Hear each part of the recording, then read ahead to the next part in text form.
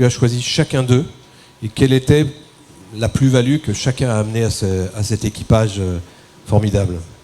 Alors on va commencer par Bernard. Pourquoi tu as choisi Bernard Stamm quand même, hein? C'est une question qui est pas très facile, hein. Disons que je voulais qu'il y ait une mayonnaise qui prenne entre tous les membres de l'équipage, que pour moi c'était important qu'il y ait une bonne cohésion de l'équipage, qu'il y ait un certain bonheur à naviguer ensemble. Et c'est un peu pour ça que j'ai réuni cet équipage-là en pensant que ce serait une mayonnaise qui aurait des bonnes chances de prendre en fait. C'est-à-dire que le facteur humain était aussi important pour toi que le facteur sportif.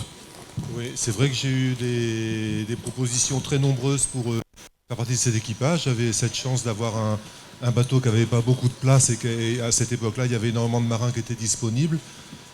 C'était une année, il n'y avait pas de Vendée Globe l'année dernière, il n'y avait pas d'autres grandes courses, donc il y avait énormément de marins qui étaient disponibles et j'ai préféré privilégier la cohésion, le côté humain au côté professionnel en fait, oui. Bon, alors ça c'est un peu général, Francis, mais non, individuellement.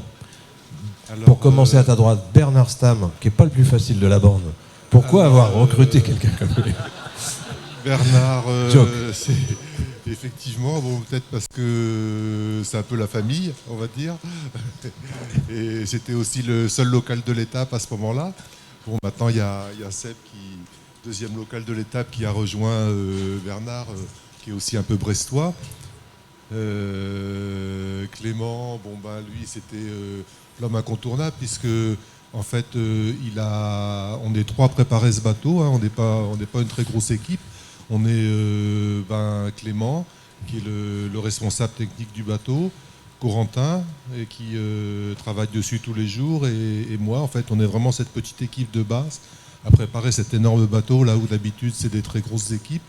Donc Clément, il avait déjà préparé beaucoup de bateaux, il avait beaucoup navigué, il n'avait pas eu l'occasion de faire de tour du monde, et il avait envie, donc c'était un petit peu une certaine logique, hein, d'avoir son savoir-faire embarqué aussi. C'est aussi ça, hein, ses connaissances maritimes, son savoir-faire technique qui était embarqué avec nous. Et alors on va continuer par ma gauche avec Guénaud, hein. Guénaud, on s'est connus, c'était à mon petit chantier, là, tu étais passé me voir, et c'est vrai que le courant est bien passé. Et j'ai pensé que ça compléterait bien l'équipe, ça rajeunirait la moyenne d'âge aussi, c'est important. Et puis Alex, c'est un petit peu par l'intermédiaire de Jean-Baptiste Levaillant qu'on s'était connus. Donc on s'est rencontrés à Lorient sur le quai, et pareil, il y a eu un très bon feeling, très bonne accroche, et on ne s'était pas vu depuis 5 minutes que je t'avais dit, bon, c'est parti pour un tour du monde. En fait, c'était parti pour 2,5 en fait, hein. Et puis Seb, lui, ça a été un petit peu plus improvisé parce qu'on avait Boris avec nous qui a dû se consacrer à son projet IMOCA et qui n'a pas pu continuer avec nous. Et donc on s'est dit, allez, à une valeur sûre, c'est Sébastien Audigan qui a déjà fait, je ne sais plus combien, 7 tours du monde, je crois. Merci, Francis. Juste une question sur on va parler maintenant de la course, de ce tour du monde incroyable, de ce chrono exceptionnel. Juste une question sur ces 40 jours. Est-ce que, je ne vais pas te demander si tu t'attendais, parce que j'imagine que personne ne s'attendait à ça et qu'on est tous les premiers surpris, mais quand tu t'es lancé ce défi et que tu as réussi à convaincre Patrice de partir sur la conquête du trophée Jules Verne, dans ta tête, c'était quoi l'objectif? C'était de faire 45 jours moins quelques heures, ou de gagner une journée, ou est-ce que tu imaginais déjà que 40 jours, ça pouvait être réalisable? Écoute, on m'avait posé plusieurs fois cette question avant le départ, et j'avais répondu en toute bonne foi que pour nous, ce serait déjà un exploit formidable si on arrivait à battre ce record d'une minute, parce que c'est le minimum de temps qui est nécessaire pour homologuer un nouveau record, en fait. Et le challenge était déjà tellement difficile que on n'imaginait pas. C'était le temps de 40 jours était même pas imaginable, si tu veux. Et c'est vrai qu'on avait l'impression de s'attaquer, nous, petit équipage, petit bateau, à un record qui était assez formidable. Et dans le milieu nautique, si tu veux, on passait pour des rigolos, pour des huluberlus, parce que on s'attaquait avec des moyens qui n'étaient pas ceux des grosses équipes qu'il y avait avant. Hein. Les équipes, c'était au minimum 10-12 personnes. Les bateaux, on était passé des tailles de bateaux de 40 mètres. Et nous, on arrive en disant, avec un bateau de 32 mètres, un équipage de 6 personnes, on va s'attaquer à ça. On passait quasiment pour pas sérieux dans le milieu nautique, quoi. On va parler de la course avec Denis dans quelques instants. Juste une dernière question sur cet équipage, sur cette cohésion, sur cette, sur cette fraternité qu'on a ressentie tout le temps. On a eu l'impression que pendant tout ce tour du monde, il y avait une espèce d'ambiance de banane partagée à bord entre vous tous. Enfin, jamais on a senti, vous n'avez jamais fait passer du stress ou des choses comme ça. On avait toujours l'impression que ça se passait bien, qu'il y avait une cohésion, une entente. Ça, c'est un des vraies réussites et un des vrais facteurs de votre exploit d'aujourd'hui, non ? Bien sûr, hein, quand je dirais bonne cohésion et puis le fait que c'était un bateau relativement déhiérarchisé, c'est-à-dire que chacun était vraiment responsable de lui-même et je crois que chacun donnait le maximum de ce qu'il pouvait donner du fait qu'il il le faisait pour lui. Chacun a fait ce trophée Jules Verne pour lui en donnant le meilleur de lui-même. C'était pas pour répondre à une demande d'un chef de quart ou d'un chef de bord ou d'une autorité quelconque. C'était vraiment, je pense que sur les 6 à bord, on a donné le meilleur de nous-mêmes pour répondre à notre envie de réussite sur ce trophée, sur cette navigation pour nous. Enfin. Merci Francis, je vais laisser la parole à Denis. On va parler un peu de la course maintenant, revenir sur ces grandes étapes. Oui Francis, tu disais tout à l'heure 2 tours et demi. Il faut 2 tours et demi pour en réussir un. En quoi vos premières expériences ont facilité le succès de cette dernière initiative ? Dans l'historique du trophée Jules Verne, c'est vrai que pratiquement tous les bateaux ont fait au moins 3 tentatives pour réussir un trophée. Et donc on est dans la moyenne en fait. Hein. On est dans la moyenne en ayant fait 3 tentatives. On a réussi à la 3e. C'est ce qu'avait fait Groupama à l'époque. C'est ce qu'avaient fait les grandes équipes. Je crois que le seul qui avait réussi à faire un trophée Jules Verne du premier coup, c'était Bruno Perron en moins de 80 jours, la première fois en fait. Alors on a eu l'occasion d'en parler, toi et moi, à bord.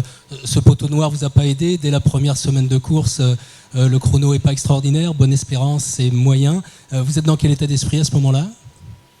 En fait, on est arrivé à l'équateur en ayant un poteau noir très difficile.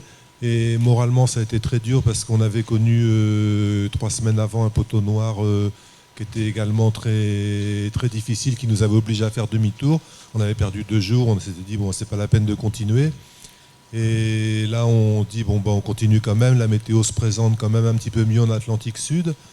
Guénaud, qui est un éternel optimiste, nous disait que si l'océan Atlantique Sud se présentait mal, c'était bon signe parce qu'il pouvait que s'améliorer. Donc on était confiants.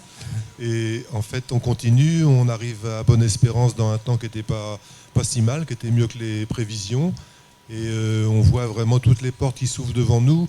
En fait, au fur et à mesure de l'avance du bateau, si on arrive à tenir une moyenne de 35 nœuds, on a vu tout de suite qu'on pouvait garder le front en permanence et il fallait simplement rester à plus de 35 nœuds tout le temps en fait. Et là, vous signez un des gros morceaux de bravoure de votre tour du monde, parce que ce qui se passe ensuite entre l'Afrique du Sud et jusqu'à la Nouvelle-Zélande, c'est complètement fabuleux. Même dans ta longue expérience, Francis, ça a dû être une expérience particulière, des journées à plus de 800 000. Tu peux nous raconter un peu ? C'est vrai que c'était des journées vraiment particulières. En fait, on savait que le record se jouait là. On savait que si on arrivait à rester devant le front, on avait une bonne chance de battre le trophée Jules Verne. Et donc c'était une très très forte motivation et on a aligné quand même plusieurs journées à pas loin de 900 000 en étant vraiment à fond, en donnant tout pour que le bateau soit toujours au maximum quoi, en fait. Il y avait des consignes à bord, je crois. Hein. À un moment donné, il fallait réfréner un peu l'ardeur de tes gars. Alors non, à ce moment-là, en fait, on était vraiment... il n'y avait aucune limite, il fallait vraiment être au maximum. Après, on a commencé à à limiter quand on arrivait dans des conditions où il n'y avait pas de raison d'atteindre des vitesses de plus de 40 nœuds. Et je me rappelle avoir mis sur le tableau, juste une journée ou deux, ne pas dépasser 40 nœuds. Oui. Mais sur la partie où on cavalait devant le front, il n'y avait pas de limite. En fait, on était content quand on faisait 42, 43, 44 nœuds. Tout ce qui pouvait être pris était bon à prendre à n'importe quel risque. En fait, il fallait réussir à rester devant le front. Et alors à ces latitudes, le rôle de Marcel a été important. Tu me racontais comment il était aux petits soins pour vous, à la vigilance notamment des fameuses glaces. Donc une intervention de Marcel qui était importante dans ces eaux-là. Alors il y avait un regard extérieur de Marcel qui était super important parce qu'il nous validait effectivement l'importance de rester très rapide devant ce front et il nous a aidé aussi à descendre à la limite, vraiment limite des glaces par sa connaissance des glaces pour y avoir navigué lui-même et pour avoir, je pense qu'il a une passion pour ça. Hein. Marcel, il ne peut pas avoir des fichiers de glace et des champs d'iceberg sans être passionné par ça. Donc il a une grande connaissance de la glaciologie, des risques qu'on peut prendre en fait, par rapport aux icebergs. Risque que lui, il a pris en tant que marin et donc qui trouve normal qu'on prenne aussi. Alors que je dirais un service plus anonyme aurait considéré que le danger des icebergs était trop grand et qu'il ne fallait pas descendre plus sud en fait. Si quelques journalistes ont des questions, vous êtes vraiment les bienvenus les gars.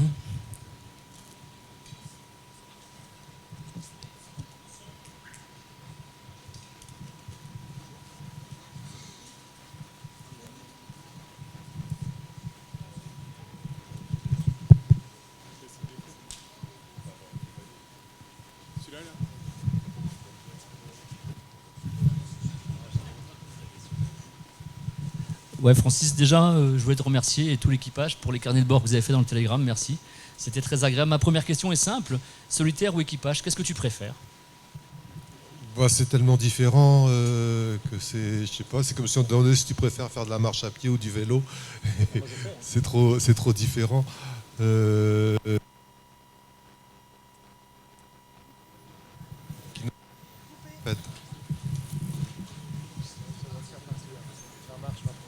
Ça marche, ouais.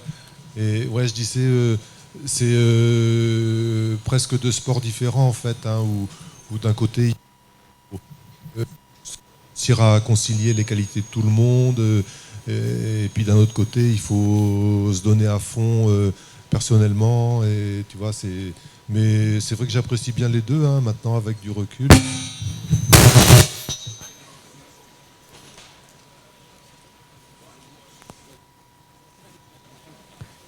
Je la repose différemment. Est-ce que tu vas repartir tenter de battre le record que Thomas Coville t'a piqué ?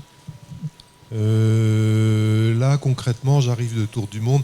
Je me rappelle la dernière fois que j'étais arrivé de Tour du Monde, les Brestois m'avaient demandé si j'étais prêt à repartir l'année d'après pour une course au Tour du Monde. J'avais dit non, surtout pas. Bon, donc là, je réponds non, surtout pas non plus.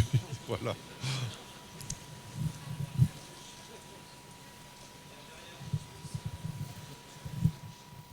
Encore une question pour Francis, après on parlera avec les autres. Mais Francis, quand on voit apparemment le plaisir que vous avez pris à naviguer en équipage, on se demande pourquoi vous avez attendu 60 ans pour le faire. Je disais... J'avais fait de l'équipage. Oui. J'avais fait des courses de l'Europe, j'avais quand même un petit peu d'équipage. C'est vrai que le Tour du Monde, c'est quelque chose de spécial, hein, et j'avais pas eu d'opportunité avant, en fait. Qu'est-ce que tu vois dans ces yeux bleus, là, qui ont traversé tous les océans du monde et qui ont l'air quand même de pas mal divaguer ? On te voit laisser échapper ton regard. Qu'est-ce que tu as comme image imprimée dans la rétine ? Oui, je dirais, en dehors du côté sportif qu'il y a aller le plus vite possible autour du monde, on ne peut pas s'empêcher de regarder la planète, de comprendre qu'on passe d'un système météo à l'autre en très peu de temps alors qu'on utilise seulement les éléments naturels. On se dit que c'est peut-être aussi que la planète n'est pas si grande que ça, qu'il faut y faire plus attention que ce que les humains y font attention. Enfin, bien sûr, les marins divaguent beaucoup sur la préservation des océans, sur des sujets qui sont pour nous super importants. Et peut-être les humains ne se rendent pas compte qu'ils sont liés aussi à cette petite planète. Ils vivent indépendamment dans les grandes cités. Et nous, on se rend compte que tout est lié en fait et que c'est important de préserver les océans, de préserver la planète et puis de trouver un mode de vie en harmonie avec elle plutôt qu'être des consommateurs d'espaces naturels comme on est en ce moment, quoi.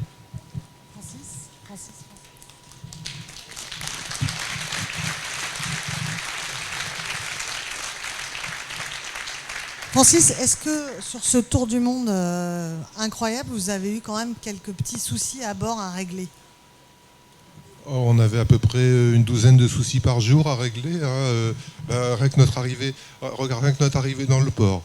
La voile ne voulait pas se déhooker, le lashing ne voulait pas se défaire, la voile de l'avant ne voulait pas se rouler. Enfin, tu vois, pour dire, c'est des problèmes comme ça qu'on avait à résoudre tous les jours. Et c'est vrai que la présence de Clément, qui connaît très bien le bateau, était très pertinente et on était dessus à essayer de résoudre les petits problèmes au fur et à mesure qu'ils se posaient, oui. Et ta crainte principale sur ce tour du monde, c'était évidemment l'avarie technique, ou de percuter quelque chose, mais quelle était ta plus grande crainte? Disons qu'on est quand même... moi j'ai chaviré avec 3 grands bateaux, donc c'est une crainte qu'on garde toujours après, hein, donc je pense que j'étais le inquiet sur ce sujet, parce que pour avoir retourné beaucoup de bateaux, je savais que ça se retourne en très peu de temps.